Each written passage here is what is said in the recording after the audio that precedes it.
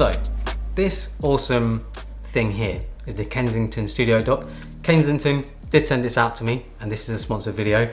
But honestly, this thing is awesome. Like, if you're someone who uses an iPad for work and wants an iPad sort of station workspace setup, this is probably the best thing you can get right now. On the surface, the StudioDock is a platform for the iPad with a range of additional peripherals and supports charging for the iPad and other additional devices. So in the box, you get the dock itself, and you also get a charging cable. It just goes into the back of the dock, which obviously charges your iPad, and it also has 2 wireless chargers. There's also a power delivery port here as well. So yeah, you can charge a lot of devices of it. That's why you need the additional power brick. The StudioDock comes in 2 options, and it supports either the 11-inch iPad Pro, which is what I have here, the iPad Air, or the 12.9-inch iPad Pro.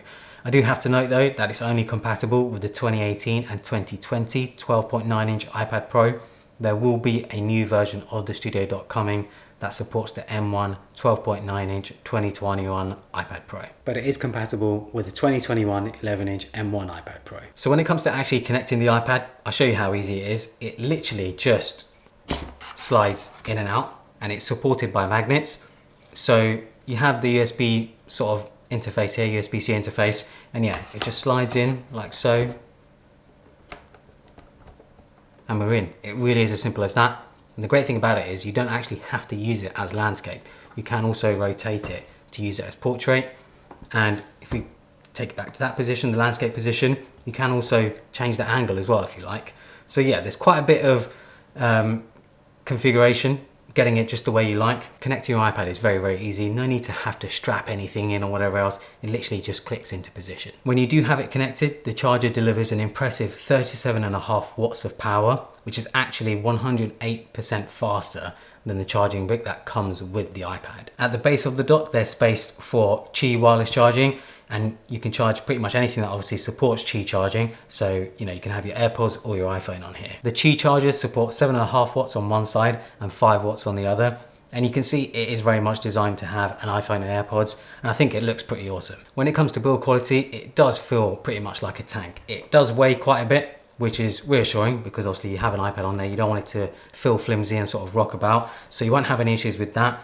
But it is still portable enough. So if you did want to move it around, put it somewhere else in your office or on a different desk or whatever, you can do that as well. But yeah, very impressed by the build quality. Feels like a high quality product. So like I said earlier, this is supposed to be used as like a workstation, sort of like a connectivity dock for your iPad Pro. So you have it connected up to all your peripherals. You get a USB-C port, you get 3 USB-A ports, you get a HDMI video port for hooking up an external monitor, a gigabit Ethernet port for a wired internet connection, a 3.5mm headphone jack, and a UHS 2 SD card reader. The UHS 2 SD card reader is actually my favorite feature, especially because I love using my iPad when it comes to photo editing. So just being able to pull out my SD card from my camera and stick it right into this and then just have it basically offload my pictures into Lightroom, it's just awesome. On the right hand side, there's also an additional port for a Apple Watch charger, which is sold separately. But yeah, you can actually get an Apple Watch charger that just connects to here, and you can charge your Apple Watch.